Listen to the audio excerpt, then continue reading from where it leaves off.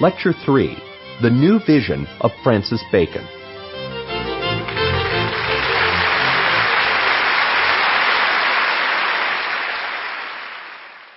Throughout the medieval period, education is above all else devoted to the education of clergy. And one of the ironies and unintended consequences of early modern Europe is that an exponential growth in education throughout the 16th and 17th centuries, fostered almost solely and uniquely by the churches of Europe, so that there would be educated clergy and laity in the debates of the Reformation, and the opening up of new careers in administration in increasingly centralized states, leads under the churches to a growth in education that will produce a new kind of student, a new kind of educated mind, a new kind of reading public, not directed toward a lifetime career in defense of the faith, in the clergy, but moving into the world of government, of commerce, of ordinary life, but now with that precious commodity, formal education. This coincides with something that further accelerates the extraordinary opportunities for that new reading public and dangers to the existing system so dependent upon links between natural knowledge and the faith, and that is publishing. If you think of the difficulty of copying book by hand, how precious they were, chained in libraries where you brought them to a reader's shelf. If you contrast that to being able to set type once and then produce copy after copy of a new book, you have a sense of the excitement of this growth in both education and in the reading public, and in the amount of things that can be produced to satisfy the natural hunger in the early modern period that educated minds have for things to stimulate their minds, for things, in short, to read and provoke. Francis Bacon, and this third lecture is the new vision of Francis Bacon. Francis Bacon is a good example of the change occurring in the audience of higher education. The son of an eminently successful Tudor politician, his father, Nicholas Bacon, had risen to become Lord Keeper of the Great Seal of England. And Francis Bacon found himself at Trinity College, Cambridge University in the late 16th century, encountering the traditional Aristotelian education, but brimming with worldly ambitions, curiosities, and concerns. He entered Cambridge University, as was true of most undergraduates, at the age of 13. There was no extended adolescence in the subsistence economy of early modern society. The official college charter of Trinity College, Cambridge, warned that, quote, all students and undergraduates should lay aside their various authors and only follow Aristotle and those that defend him, close quote. It forbade, quote, all sterile and inane questions, departing or disagreeing from ancient and true philosophy. A contemporary of Bacon's, Raleigh, wrote that Bacon told him that it was at Cambridge that he, quote, first fell into the dislike of the philosophy of Aristotle, being a philosophy only extremely strong for disputations and contentions, but barren of the production of works for the benefit of mankind. In the early 17th century, Bacon began his momentous assault upon the traditional philosophies. In several works written between 1602 and 1608, Bacon argued that the European philosophical tradition stood condemned on several essential grounds. It had mixed religion and natural philosophy to the confusion of both. It had substituted concern for words in the place of concern for things.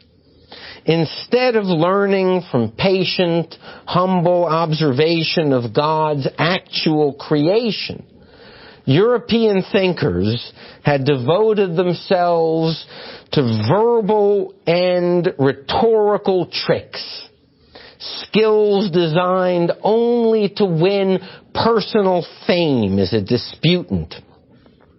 They masqueraded, Bacon wrote, a few commonplace observations, mostly untested, as genuine inquiry. And where we needed a philosophy, a knowledge of nature that could alter the human condition for our betterment, we had only sophistry and debating techniques. In a metaphor among many, Bacon adored metaphors, crucial to his thought, he called for a marriage of the human mind, quote, with things themselves in a chaste, holy, and legal wedlock, end quote. Instead of the unholy alliance of minds and words, human creations, we needed a marriage of minds and the things of God's creation.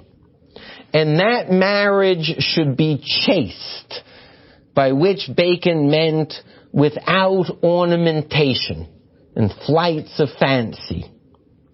It should be holy, by which Bacon meant with proper reverence and humility, and motivated by Christian charity.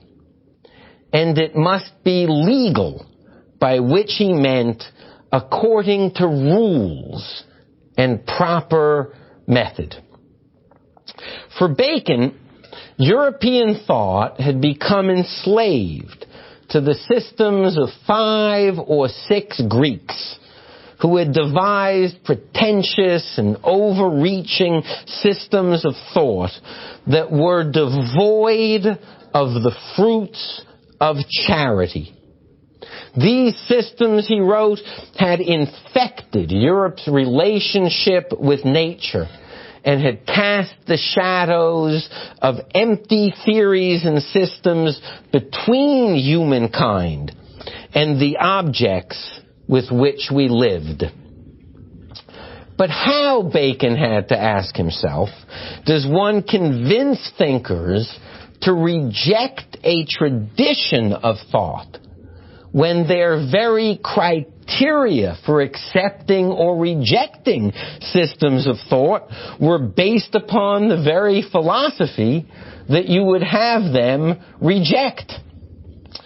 Aristotelian method was taught in a work that all students passed through and mastered in European schools and universities, a work called the Organon, or Instrument of Knowledge. Bacon, in an age in which the noun innovator was almost always preceded by the adjective rash, a rash innovator. We had received those things that had stood the test of time.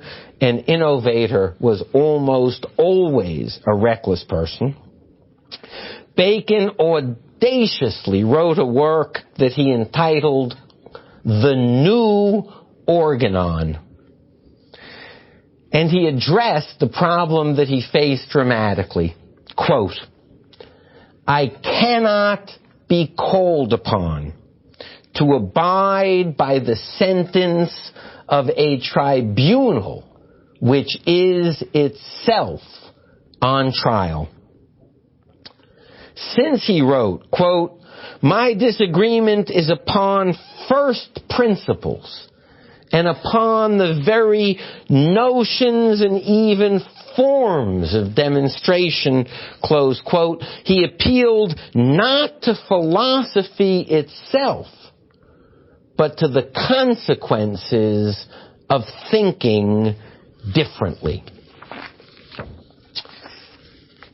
Bacon appealed to two non-philosophical sides of his readers' minds and souls. One, the human desire to be less helpless and less passive in the face of nature.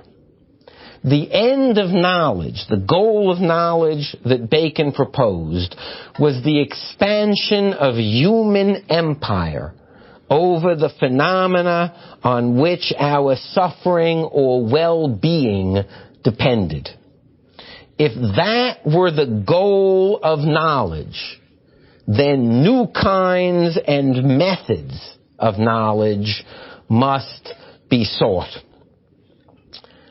Secondly, Bacon appealed to the Christian ethic. That for the Christian, knowledge must be in the service of charity.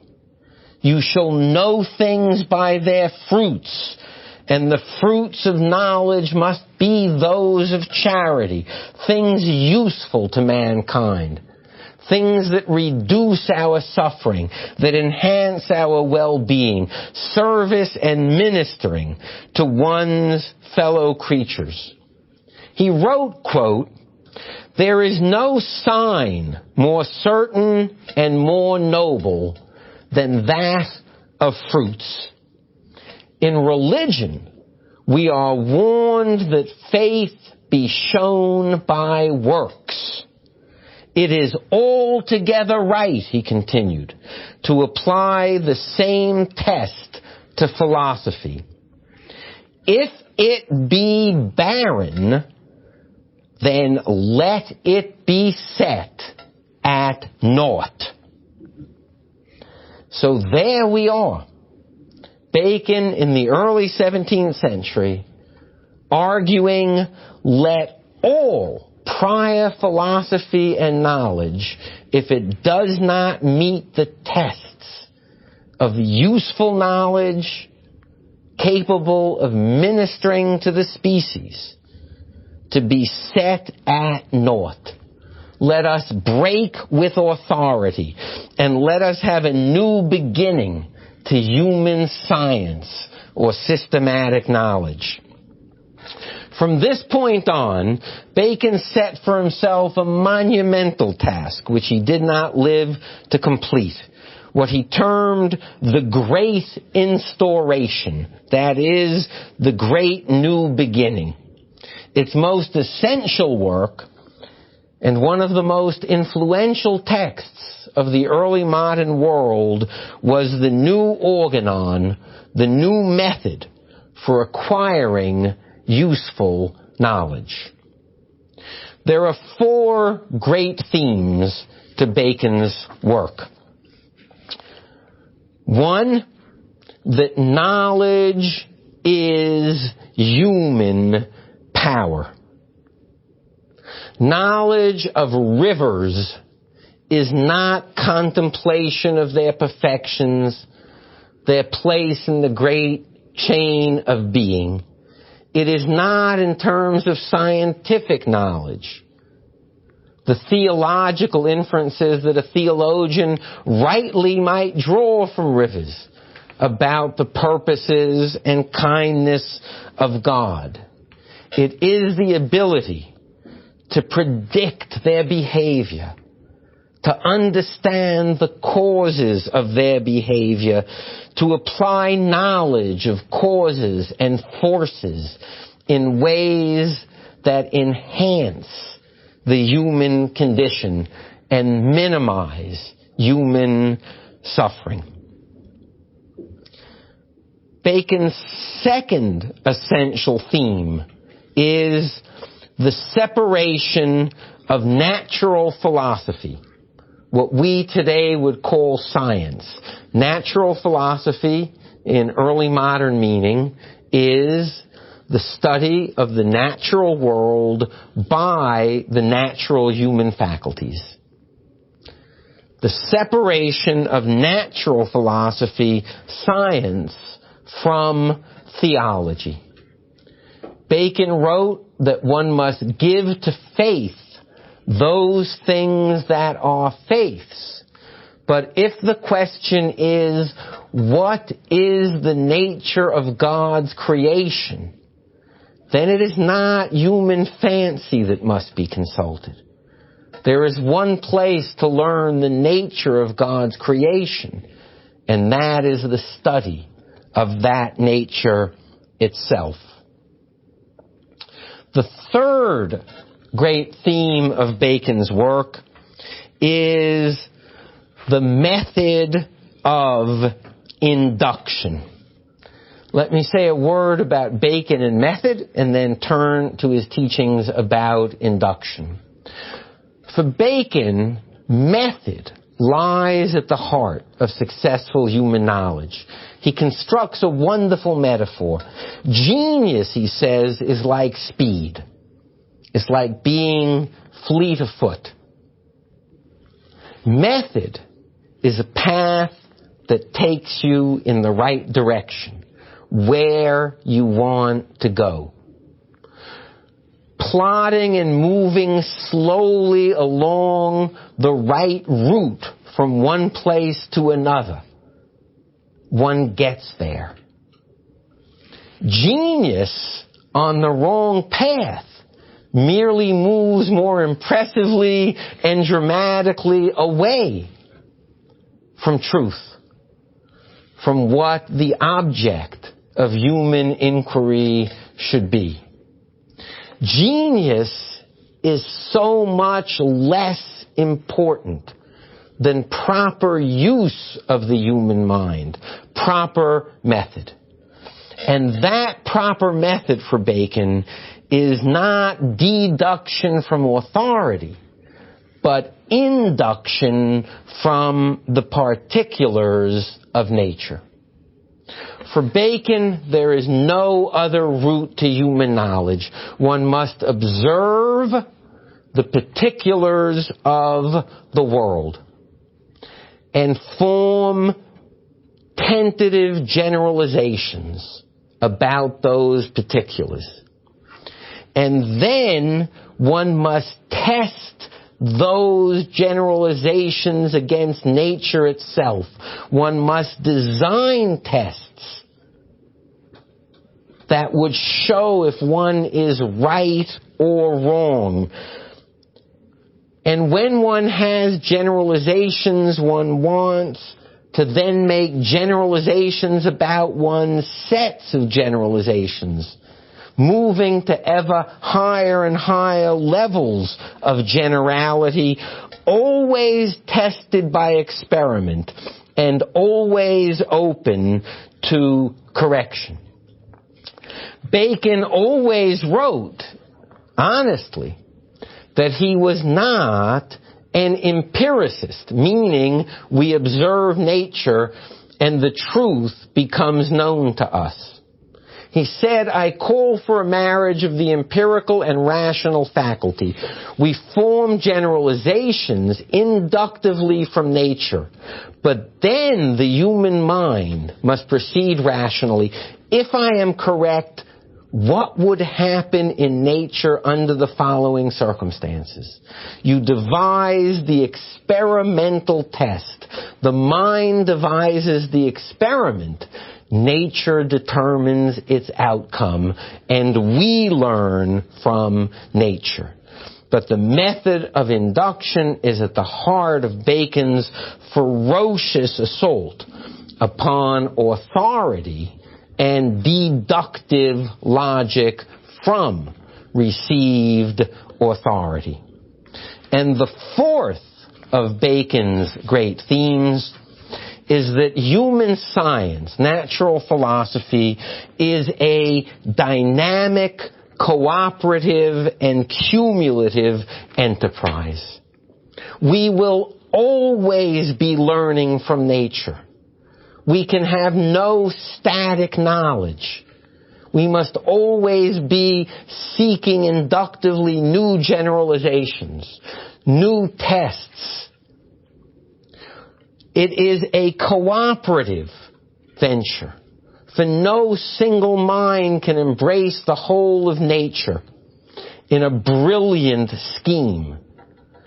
How impressed we are by systematic thinkers, but no human mind may inductively infer what is true about nature and test it. We are overly impressed by genius, inadequately impressed by the fruits of proper method, which means that science also is a cumulative enterprise. What we believe to be true in the 17th century will always be tested by new knowledge and new experiment found wanting, amended, corrected, added to.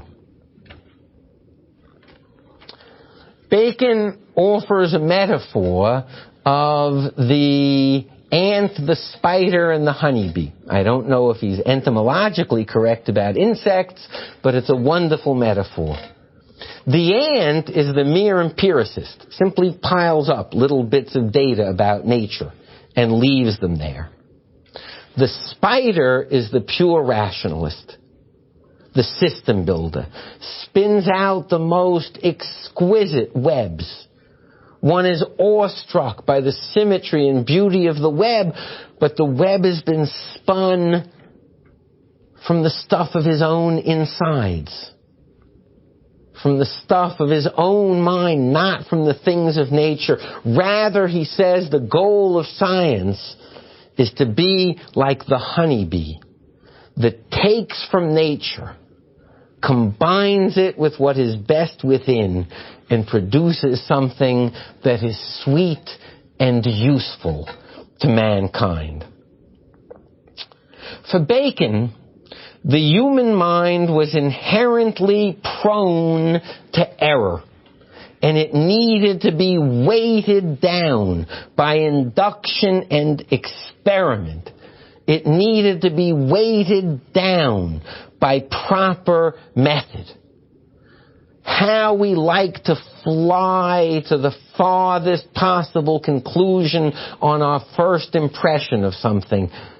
But that was human arrogance, human vanity, humility, and an understanding of the difficulty of knowing nature led us to see that the mind needed to be weighted down. And again, he appealed to the religious side of his readers.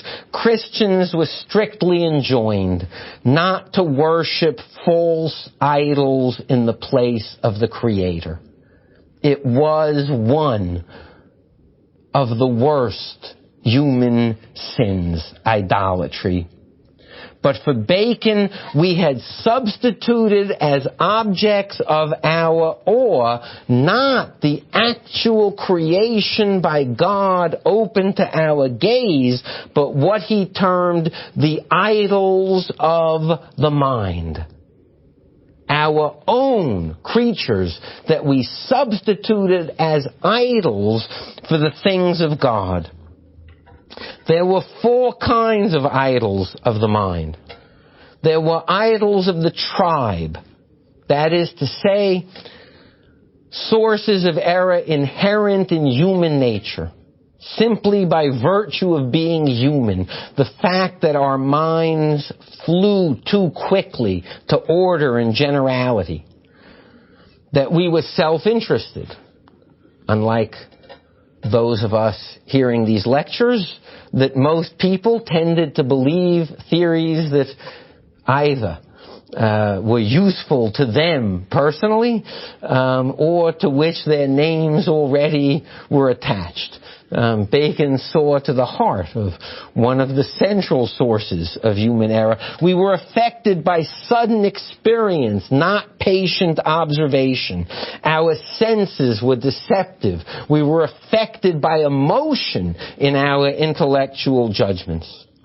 Then there were idols of the cave, the idols of the individual human being, our own peculiar, particular biases and predispositions arising from physiological, psychological, and educational differences. Hence the need for collective effort, the need to test each other's work, to verify and attempt to confirm each other's work. Then there were the idols of the marketplace, the currency with which we dealt in knowledge, the ambiguity and equivocation of our words. For Bacon, we use in natural philosophy and science words that have multiple meanings. Ambiguous abstractions precede and control our observations. Instead, words should be devised to apply precisely to rigorous and methodical observation. And finally, there were the idols of the theater. Our entire received philosophical tradition. Above all, Aristotle, but indeed the whole notion of authority. We worship those idols on the stage before us rather than nature. We look to their books rather than to nature. But why should we think, Bacon wrote in the New Organon, why should we think that what is preserved in time for us is what is truest and wisest? Rather, he wrote in another of his wonderful images, it is probably time like a river. What is truly profound sinks immediately. What is absolutely light and empty remains on the surface and is borne down to our own time by the river of history. Bacon's vision is that the proper use of the human mind could produce a new relationship between humankind and nature, in which human beings actively could seek for their own betterment in the world. That was knowledge, and that was charity. He wrote a celebrated utopian work, The New Atlantis, in which mankind governed its relationship to nature and to society on behalf of humanity's own interests. And the instrument of that governance was knowledge. Knowledge neither speculative nor magical, but methodically drawn from nature by patient observation and experiment, producing verifiable and serviceable truths about the behavior of the things of this world. Marlowe's Dr. Faust had wanted magical knowledge that would make him a demigod. Bacon called for useful knowledge of the world that gave us a power to reduce human suffering and to enhance human well-being. At the center of the New Atlantis stood an institution called the House of Solomon, where the natural philosophers lived and worked, on which was written its goal, quote, "The end of our foundation, the goal of our foundation, is the knowledge of causes and secret notions of things, and the enlarging of the bounds of human empire to the effecting of all things possible." What a dramatic alternative to a static and contemplative view. And as the century progressed, it was a vision that would gain and gain disciples. Thank you very much.